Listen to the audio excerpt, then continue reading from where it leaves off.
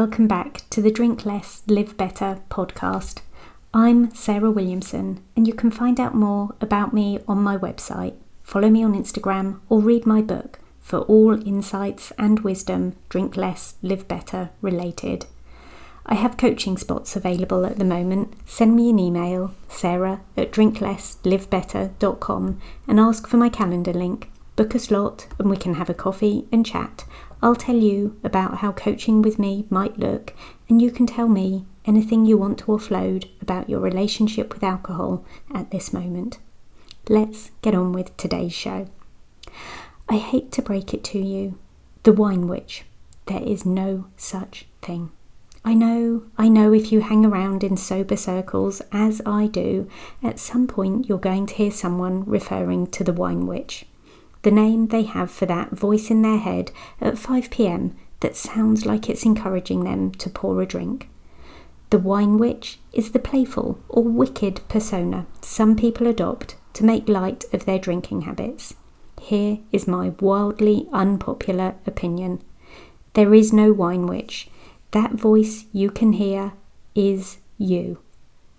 Wine witch talk gets around. It's supposed to be relatable. Maybe it pokes fun at the daily challenges we face, the juggle of careers, families, endless to-do lists, and the way alcohol is often seen as the well-deserved reward. But beneath that humour lies a much more complicated story. The wine witch isn't a magical being who appears at 5 p.m. to make all your worries disappear.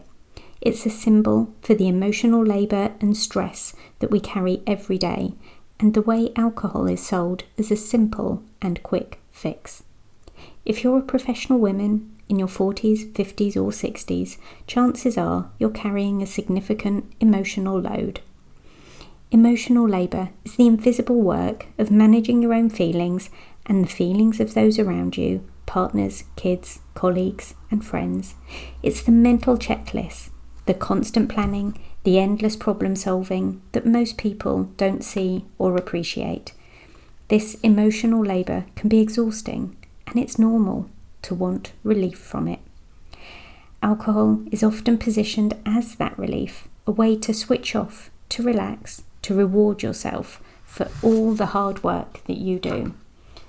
Alcohol might feel like a solution in the moment. It doesn't solve the underlying stress, and indeed adds to it too. Alcohol isn't the solution.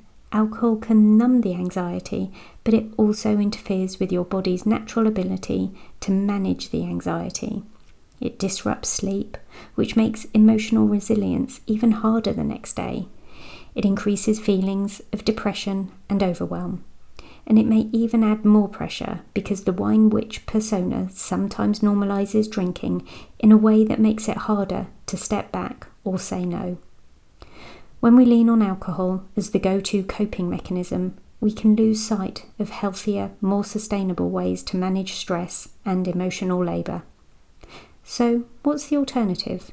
How do you honour the very real exhaustion you feel without reaching for a glass? Here are some ideas that I often share with my coaching clients.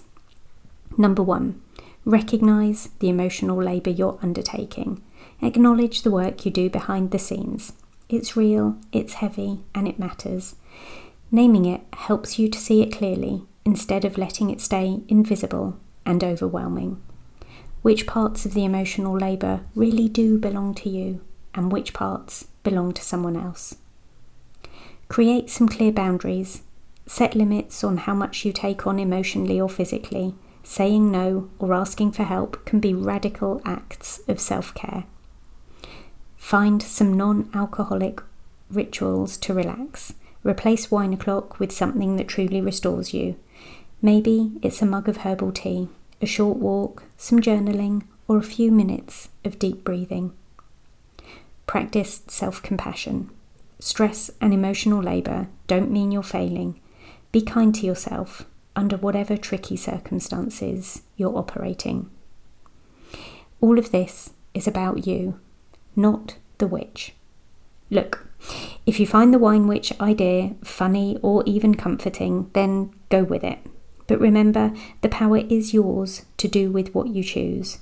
Don't be giving away your decision making or pretending someone else made a choice for you with or without your consent. You get to decide how to show up for yourself at the end of the day. You get to choose rituals that lift you up instead of the ones that weigh you down. There is no magical wine witch. You are your own best source of strength and care. Thank you for listening in today. Check out the show notes for resources and ways to work with me. And P.S. I believe in you.